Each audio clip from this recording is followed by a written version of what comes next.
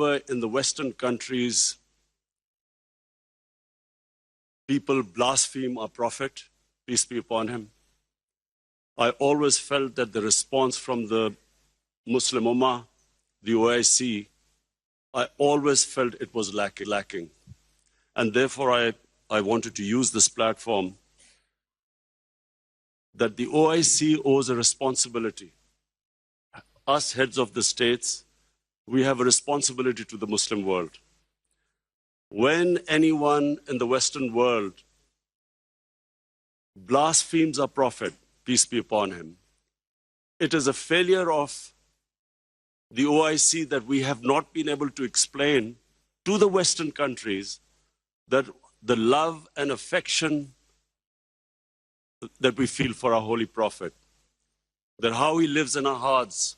It was up to us to explain to the Western people that the amount of pain they cause us when they ridicule or mock our Holy Prophet. And we must know that in the West, people do not treat religion the way the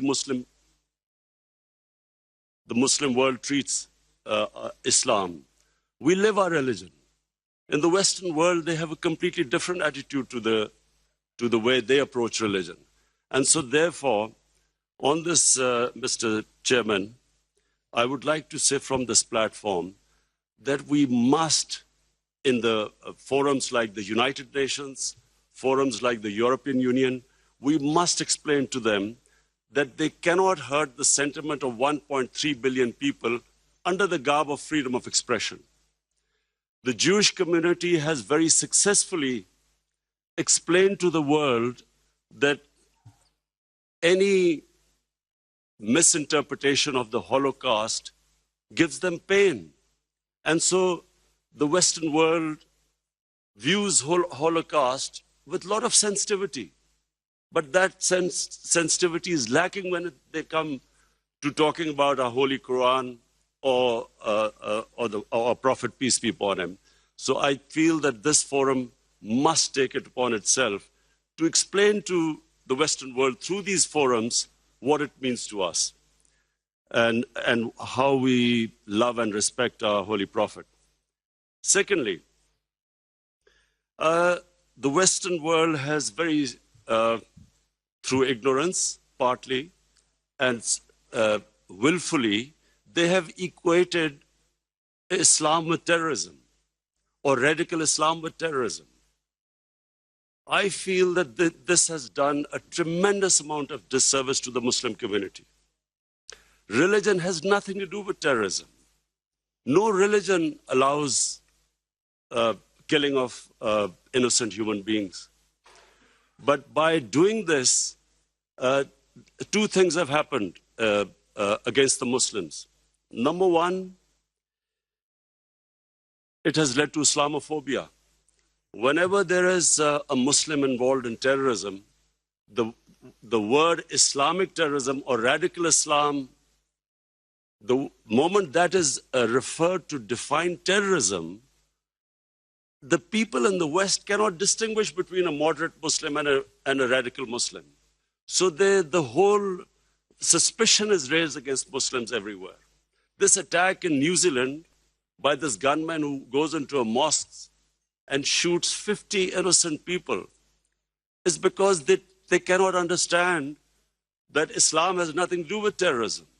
And they have this indoctrination that somehow whenever a Muslim is involved in terrorism, it's something to do with Islam. Before 9/11, 80% of the suicide terrorist attacks were by Tamil Tigers. But no one blamed Hinduism for it, and quite rightly, because religion had nothing to do with it. It was a political struggle. When the Japanese in the Second World War indulged in kamikaze pilots who blew themselves up on American ships, but no one blamed the Japanese religion for it.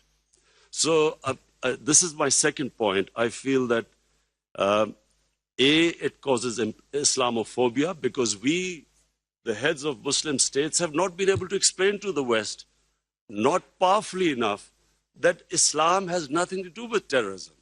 political struggles have everything to do with terrorism. And the second disadvantage which the Muslim world has as a result of this, I'm afraid is that Muslim freedom struggles or Muslim freedom political struggles are delegitimized when they are termed as because of Islamic radicalism. For instance, after 9/11, the people of Kashmir have been conducting a political struggle for their freedom. But after 9/11, it was oppressed, calling it Islamic radicalism and Islamic terrorism. Similarly, the Palestinians. After 9/11, the Palestinians were oppressed, using the Israeli government used the word Islamic terrorism.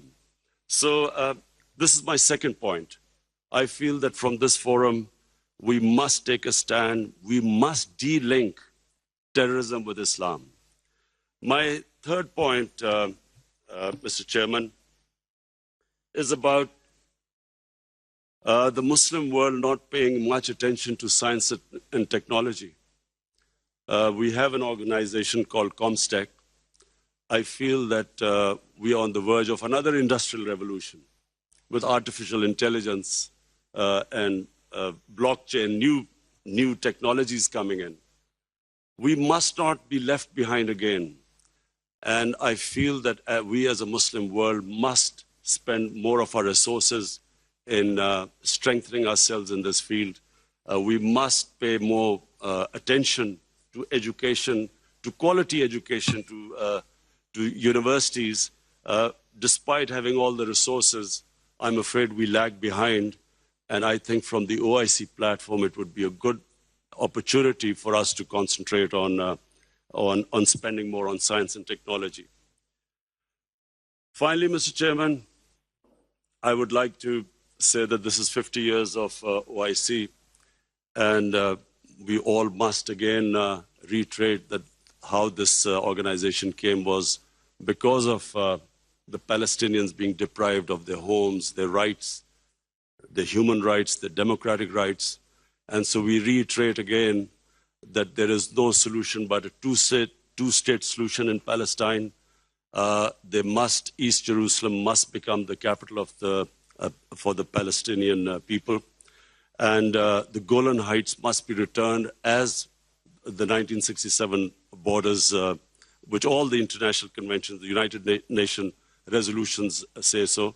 Similarly, I feel that in Kashmir, the people of Kashmir again have not been given their right to self-determination, as was guaranteed by the world community in 1948 through a UN resolution. The people of Kashmir recently have suffered a lot of oppression, and I do feel that us as a body, the OIC, must stand with the oppression that is going on in the Muslim world.